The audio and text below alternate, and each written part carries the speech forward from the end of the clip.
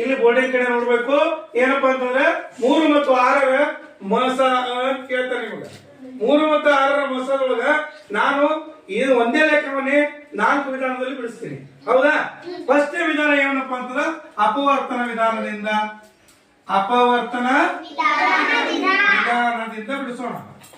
ಅಪವರ್ತನ ವಿಧಾನದಿಂದ ಯಾವ ರೀತಿ ಬಿಡಿಸೋಣಪ್ಪ ಅಂತಂದ್ರೆ 3 ಮತ್ತು 6 ಏನಪ್ಪಾ ಅಂದ್ರೆ ಕಂಬ ಸಾಲಿನಲ್ಲಿ ಬರೆದುಕೊಳ್ಬೇಕು. ಯಾವ ರೀತಿಯಲ್ಲಿ ಬರ್ಕೋಬೇಕು? 3 ಮತ್ತು 6 ಯಾವ ಮಧ್ಯದಲ್ಲಿ ಬರ್ತದೆ? 3 ಮಧ್ಯ ಬರ್ತದೆ. 3 ಬರೀಬೇಕು. 3 ಎಷ್ಟೇ 3 ಒಂದ್ಲೇ 3 ಎಷ್ಟೇ 6.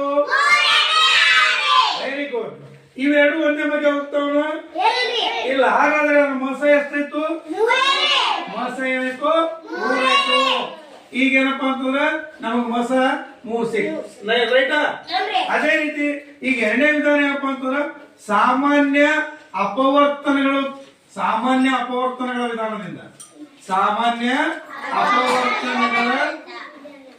ವಿಧಾನದಿಂದ ನಾವೇನ್ ಮಾಡೋಣ ಅಂತಂದ್ರ ಸಾಮಾನ್ಯ ಅಪವರ್ತನಗಳ ವಿಧಾನದಿಂದ ಏನ್ ಮಾಡ್ಬೇಕಪ್ಪ ಅಂತಂದ್ರ ಮೊಸ ಕಡಿಮೆ. ಇದೇ ರೀತಿಗೆ 3 ಮತ್ತು ಈ 3 ಬರ್ಕೊಂಡ್ರಿ. 3ರ ಅಪವರ್ತನಗಳು ಬರ್ಕೊಳ್ಳೋಣ. 6 ಬರ್ಕೊಂಡು 3 ಯಾವ ಮಧ್ಯ ಒಳಗೆ ಹೋಗ್ತದ? 1 ಮಧ್ಯ ಹೋಗ್ತದ. ನೆಕ್ಸ್ಟ್ 3 ಮಧ್ಯಾಗ ಆಯ್ತು. ಗೊತ್ತಾಯ್ತಾ? 6 ಯಾವ ಮಧ್ಯ ಬರ್ತು ನೋಡ್ರಿ. ನೆಕ್ಸ್ಟ್ 2 ಮಧ್ಯ ಮತ್ತ 3 ಮಧ್ಯ ಮತ್ತ 6 ಮಧ್ಯ ಹೋಯ್ತು. ಈ ರೀತಿ ನಾವೇನಪ್ಪ ಅಂತಾರೆ ಅವುಗಳ ಅಪವರ್ತನಗಳನ್ನು ಬರ್ಕೋಬೇಕು. ಆ ಕೊಟ್ಟಂತ ಸಂಖ್ಯೆಯ ಅಂಕಿಗಳ ಅಪವರ್ತನಗಳನ್ನು ನಾವು ಬರ್ಕೋಬೇಕು. ಬರ್ಕೊಂಡ ನಂತರ ಏನ್ ಮಾಡ್ಬೇಕಪ್ಪ ಅಂದ್ರೆ ಸಾಮಾನ್ಯ ಅಪವರ್ತನಗಳನ್ನು ಹೇಗಿರ್ಬೇಕಪ್ಪ ಅಂತಂದ್ರೆ ಇಲ್ಲಿ ಮೇಲ್ಗಡೆ ಇರ್ಬೇಕು, ಕೆಳಗಡೆ ಇರ್ಬೇಕು. ಈಗ 3ರ ಆದಾಗೂ ಇರ್ಬೇಕು, 6ರ ಅಪವರ್ತನಗಳಾಗೂ ಇರ್ಬೇಕು. ಯಾವ್ಯಾವ ಇಲ್ಲಿ 1 ಬರೀ.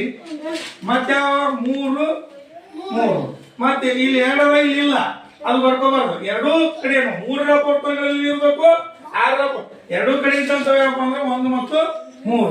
ಹಾಗಾದ್ರೆ ಇವೆರಡರಲ್ಲಿ ದೊಡ್ಡದಂತ ಸಂಖ್ಯೆ ಯಾವ್ದಪ್ಪ? 3. ಅದನ್ನೇ ಮೊಸ ಅಂತೇಳಿ ತಿಳ್ಕೋಬೇಕು. ಅದನ್ನೇನು ತಿಳ್ಕೋಬೇಕು ನಾವು? ಮೊಸ 3 ಅಂತೇಳಿ ತಿಳ್ಕೋಬೇಕು. ಇನ್ನು ನೆಕ್ಸ್ಟ್ ಏನಪ್ಪಾ ಅಂತಂದ್ರೆ ಇದು 1 ವಿಧಾನ ಆಯ್ತು, ಇದು 2ನೇ ವಿಧಾನ ಆಯ್ತು. ನೆಕ್ಸ್ಟ್ ಏನಪ್ಪಾ ಅಂತಂದ್ರೆ 3ನೇ ವಿಧಾನ ಯಾವ್ದಪ್ಪ ಅಂತಂದ್ರೆ ಭಾಗಾಕಾರದ ವಿಧಾನ. 3ನೇದು ಯಾವುದು?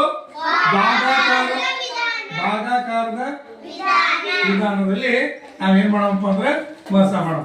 ಏನೇನಪ್ಪ 3 ಮತ್ತು 6 ಅಂತಕ್ಕಂಥ ದತ್ತ ಸಂಖ್ಯೆಗಳದಾವ. ಹೌದಲ್ಲ?